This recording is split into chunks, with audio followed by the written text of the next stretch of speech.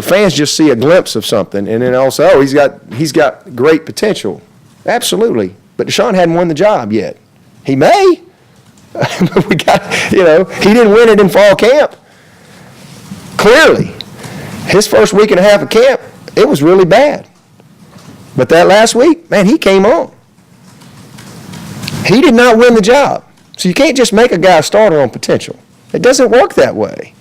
Guys have to earn things. I'm not afraid to start a freshman. I've started a bunch of freshmen. Just count them up. There's been a bunch of freshmen and redshirt freshmen that have started for us. Not afraid of that at all. Best player plays, but you have to earn it.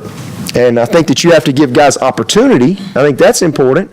And obviously, we came into the season and we said, hey, we're going to play this guy. I told you up front, we're going to play him. Get ready for it. Don't be surprised because of what we've seen in practice. And we said, you know what? Clear starter right here. But, boy, we got something special, and we're going to give him an opportunity. We need to evaluate him further. We need to see what happens on game day. And that young man is special, and he's performed great. But after 2 games, we still have a clear starter. I have all the trust in the world in Coach Morse, and he brings me his recommendation. I agree 100%. I mean, I have no reason not to. I see the same thing. I'm at practice every day. I watch every tape, watch all the film, watch every skelly, watch every decision, watch every inside. There's a lot of things that go into making the decision. But the fact of the matter is, we have a guy that won the job. Wasn't given the job. He earned it, and he is the starter, and he's done nothing. He's played very well. Now he has to continue to do that. Obviously, we're not going to have a guy out there that's going to go out there and just be the village idiot and play bad. And it's the same thing on the other side. We're not going to just play Deshaun to play him. He has to perform well, and then we'll just continue. It's a constant evaluation on where you are. And it's a process that you go through. And you can look all around. There's a bunch of, situations in college football where you have, teams trying to still figure out, okay, who's the guy. For us, we didn't go into it with trying to figure out who's the guy. Here's the guy. He's earned it. But this guy right here, we're going to give him opportunity, and then we'll see what happens. And, again, after we've played 2 games, next week, maybe y'all are asking me different questions. Next week, maybe y'all are saying, why did you put Deshaun Watson in there again? I get all that, So we'll just see how it goes and continue to manage it. But it's not a controversy. It's a very, very good situation. Do you think it's the nature of... Same situation? Oh, we had another ready, didn't we? Do you put out the same situation you do like with the running backs and stuff? If a guy's got a hot hand, then you're going to go with that guy if he gets hot? Absolutely. I think that's managing the game and making good decisions with your personnel as you go through the flow of the game. So you're saying do you think it's the nature of the position that Yeah, absolutely. That's just absolutely. Quarterback's going to get all the credit and they get all the blame. That's just always been that way, always will be, forever and ever. Do you think you could address the controversy at left guard? Looks like you got. Yeah, why don't y'all talk about Beasley and Webster? How come y'all don't talk about that? Beasley's been a 3-year starter around here, and he ain't started in 2 games, man. We want to talk about that? That ain't sexy enough, is it? Don't get no headlines. Give them boys some love, man. Give them some love. My man Beasley's battling to get his job back. Reed's trying to fight and hold on to it. 5th-year senior, never started. Got this young guy, Crowder. Y'all don't ask me about Crowder. He's trying to get on that field. Everything's about the quarterbacks. So you're That's the way it is. 2,000 people into practice every day. Say that again? So you're saying you don't let 2,000 people into practice every day? No, that's... How many phone calls we get on the sports talk show tell us who the quarterback should be? Yeah, well, that's just part of it. That's what's fun about it. I mean, that's fun, and then if it don't work, just blame the coach. I mean, it's bottom line. I mean, if we screw it all up and it ain't right, then it's all, just blame me. I mean... Don't take it out on the kids. Don't take it out on the assistants. You just blame Dabo. All right, that's fine. Coach, we get who your starter is, that you want to play Deshaun, get him some experience. But do you need him to play in this game to win? I don't know. I have no idea. I just know that we're going to play him because he deserves to play, and we think he brings something to the table that's a little different. And we're going to find that out.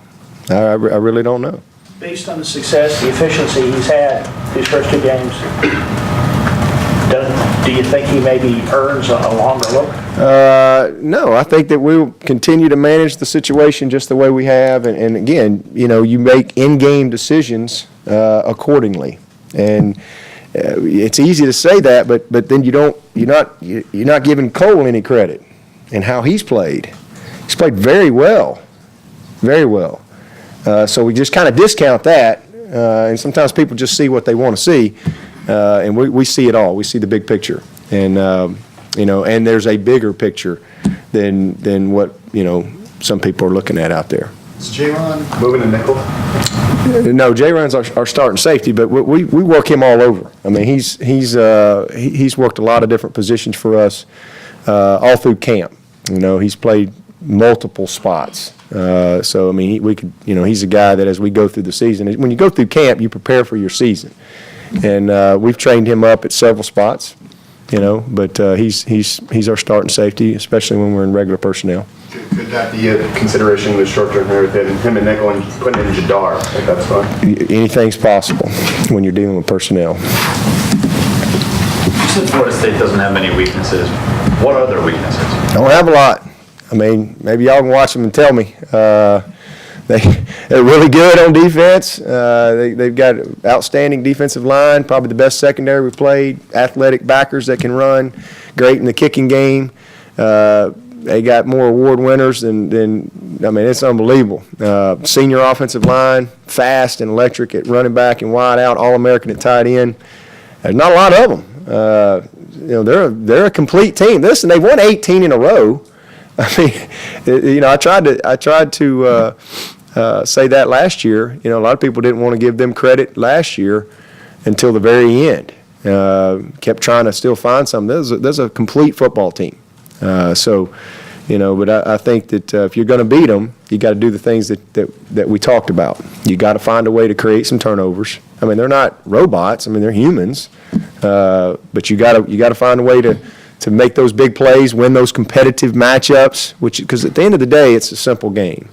It comes down to blocking and tackling and winning your competitive matchup and, taking care of the football, winning that margin. That's ultimately what it comes down to. And we've beaten these guys, and when we have, it's gone our way in those areas. Offensively, you're kind of built on go, go, go, go. Is there a scenario where you maybe try to slow it down a little bit, maybe to keep all those dynamic playmakers off the field, or do you just keep going? When we're trying to milk the clock, that's when we slow it down.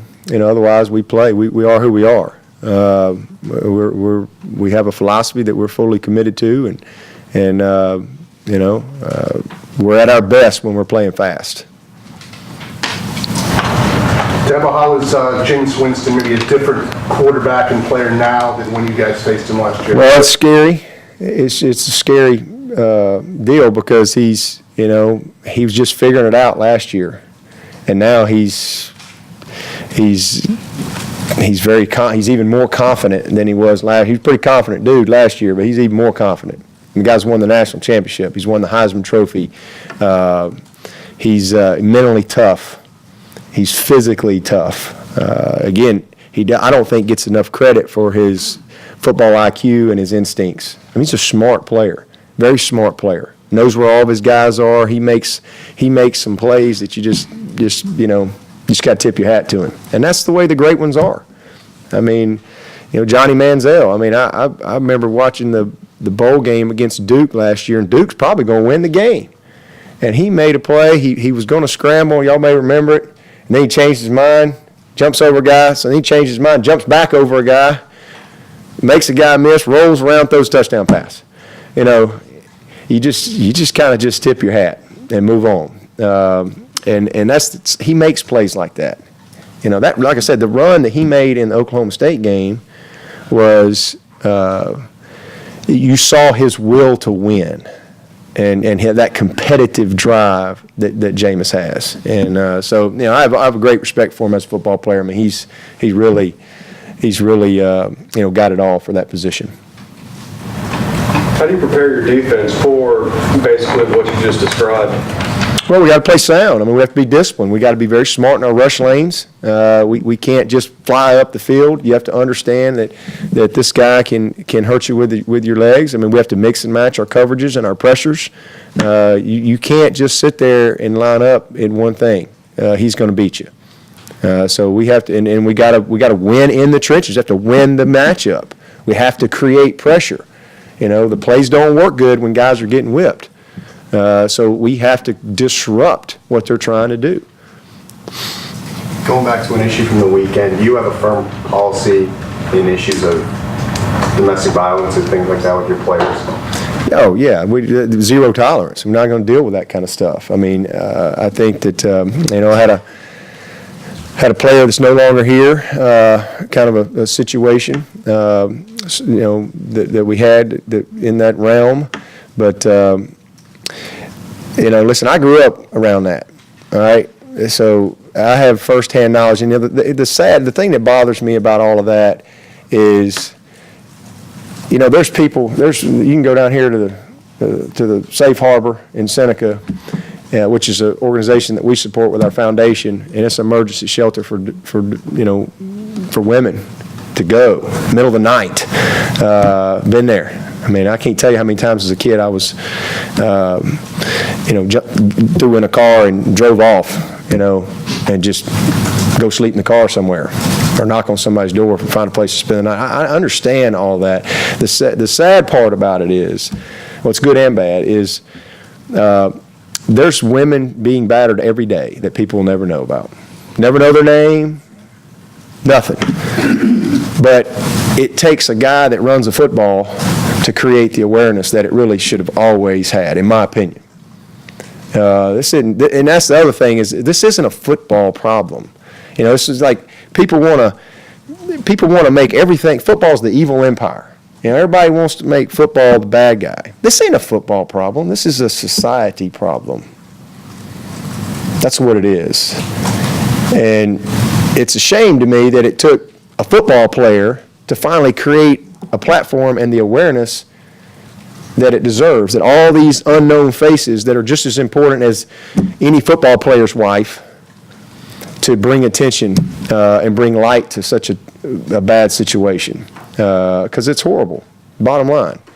And so, sometimes people just want to, this is a football. Football is a reflection of society, period. You name it, whatever's going on in society, it's in football too. And, it's the good part is, okay, it finally has gotten brought to light, and it's gotten the attention, and hopefully it will create all kind of great awareness and provide opportunities for a lot of women out there that are in bad situations.